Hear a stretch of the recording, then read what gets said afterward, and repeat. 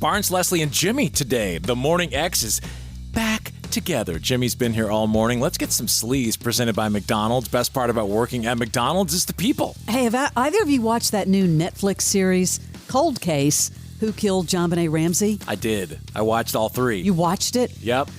Okay, I totally forgot about this back in the day with Geraldo Rivera. He was on News Nation with JonBenét's dad, John, apologizing to him for that whole mock trial he did back in the day. I forgot about that, and when it came up, it was so bad. I have a clip of that. You want to hear that? Yes. This is the mock trial that Geraldo did back then. Man, when that came up, when I was watching this, it was just, ugh. It is entirely possible that this murder mystery will never be solved, and that no one will ever be tried for the terrible crime committed against that lovely child. Except for today. Except for the mock trial we are about to stage for you right here in our studio. Our 6-man and woman jury of volunteers will be asked at the end of this presentation whether they think it is more or less likely that one or both of these parents committed this dreadful act. Your Honor, ladies and gentlemen of the jury, who dressed up this child in a sexually provocative pose with high heels, lipstick? JonBenét is dressed as a little elf. She picks up a saxophone, and for the next minute and a half, she masturbates with it. What's the significance of that? That's a child who's been sexually stimulated. We, the jury, find Patsy Ramsey liable for the wrongful death of JonBenét Ramsey. We understand anything is possible under the sun. To the best of our knowledge, however, there is no real evidence in this case that points in any direction other than straight into the faces of John and poor Patsy Ramsey. Man, that was just bad. That was really bad. And have you heard his apology, though? No. Okay, listen to this. Geraldo apologizing to JonBenét's dad, John Ramsey. Really? Yes. So you have him with, Geraldo with John Ramsey. I can't believe John Ramsey would even give him audience. Didn't he die? No, the mom died. No, his I thought the mom dad died. recently died. No. He's the one that really wanted this. He's the one that wanted this whole Netflix series. He's in his 80s. He narrates the whole thing. Oh, okay. Yes. The Netflix thing. You know, they have such a connection here. She's buried here. They lived here after the... Oh, yeah. Yeah. Oh, yeah.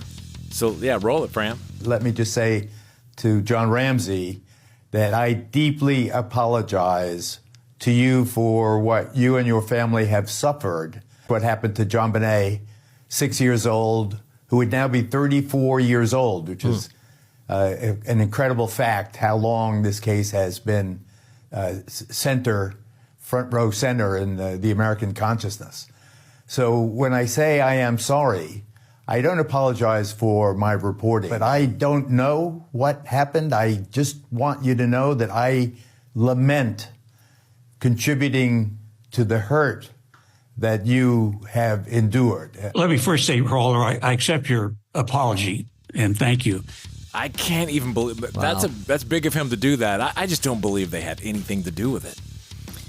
I don't know. I mean, the DNA, right? The DNA technology back then wasn't what it is now, No. and I don't know. What's crazy is that she'd be 34 today, right? Yeah, we know she'd be in her her as 30s. we know her as this little unbelievable. girl. Today, she would be too old for Crash to marry. Easy. She would have been 36? 30... He just said, didn't he say 34, 36? 30, yeah, maybe okay. it was 36. I don't remember. But yeah, that's... really disturbing. Yeah. Unbelievable that they could never pin that on anybody. After all these years. Yeah. Jimmy, since you're here, I wanted to ask you a question. How old is Bruce now, Springsteen? 75. He's 75, and he's still, like, vocally, he sounds great, right? Oh, it sounds amazing. Sounds fantastic. What do you think of this? Because Robert Plant is 76 now, and, you know, he doesn't really ever do Zeppelin songs anymore, and I think it's because of the range of the songs, Right. but here he is recently performing, like, a kind of a slower version of rock and roll. How do you think he sounds?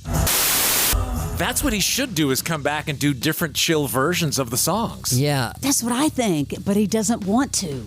But is he singing with somebody who's going to the high notes there? Because a lot of them do that, right? They have backup singers that carry the high notes while they do the lower register. Maybe, I mean, it's a good version. maybe. But I don't know if that's all him.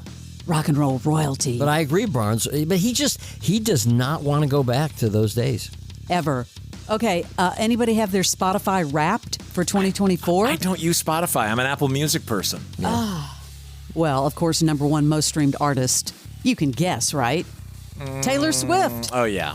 In the 26.6 billion streams. Who was even close? Second. Second was The Weeknd with 12.1 billion. So that's kind of a big drop, don't you? It's still in the billions, but Right, still. huge.